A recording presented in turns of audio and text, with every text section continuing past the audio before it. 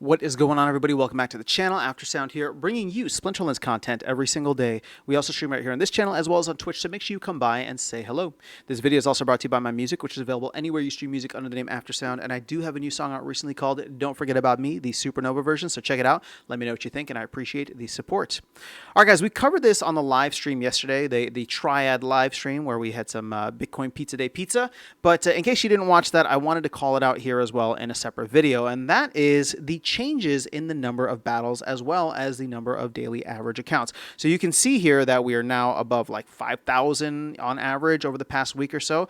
And this is obviously due to the fact that wild format is not requiring a wild pass this season. So there's a lot of accounts, botted accounts, automated accounts, whatever it is, that are coming online that do not have to pay that 2,000 DEC and are probably farming SPS. And you can easily see that here with a massive increase, right? We were probably in like the, 21,000-ish battle, 22,000 battles per day, right, consistently. And now we're maybe like 2.5x higher, right? Almost at 50,000 battles a day across the last week or so.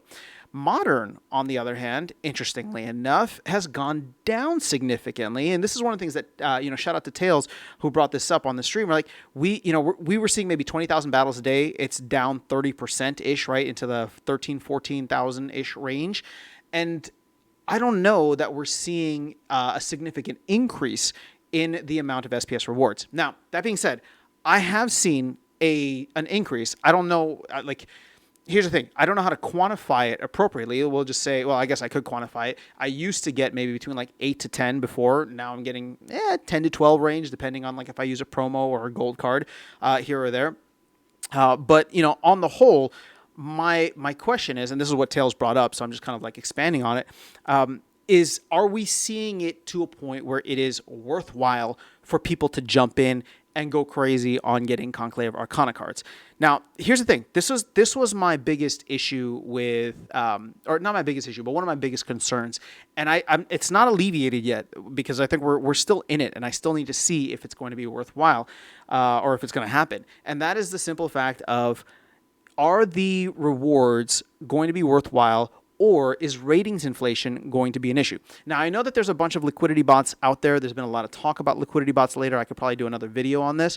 But one of the issues that I see happening is if these liquidity bots are not effective, then folks like myself who don't have all the cards. In fact, I just have like 2 Rebellion Summoners, and I'm still able to play in Diamond, which is kind of wild. I thought this season I would be losing a lot more and drop down into gold or whatever, but I'm just hanging out. So I don't know if that's me being able to beat the liquidity bots somewhat regularly, or if that's just everybody rising up, because even if nobody has maxed Conclave Arcana and Rebellion sets, we're all just kind of like rising the ranks together. And so therefore it doesn't matter if you have max stuff or semi-maxed or even like low-level cards. If the rising tide raises all ships, well, then everybody's still kind of getting the same amount of rewards. You get what I'm saying? Which is a problem, or could present a decent sized problem of not incentivizing people to go and buy more cards and fill out their collections, right? So that is something that, if it's only going to be for the premium players, right? Like if I can get by with making the same amount of SPS without having to buy every single card, or only buying a couple of cards, or even actually I'm just renting cards right now.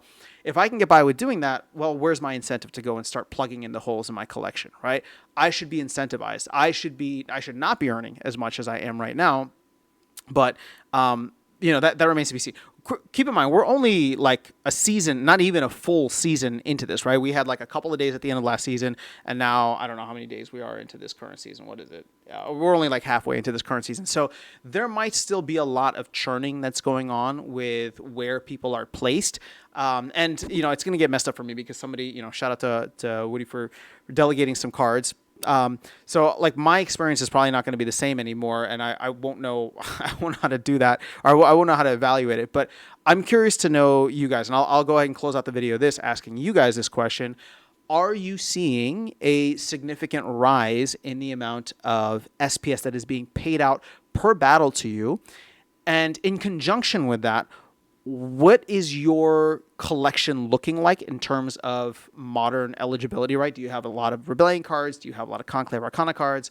And how is that how is that realigning where you are at in the pecking order, right? Are you going up in ranking? Are you going down in rating? Like what is the deal, and how is that impacting you, and what has your experience been so far? So if you're willing to share, I just want to get more, obviously more perspectives and experiences than mine, but that's kind of where things are at. So let me know your thoughts in the comments below. That is all I have for you guys in this video. I'll catch you all in the next one and see you around the game. Take care.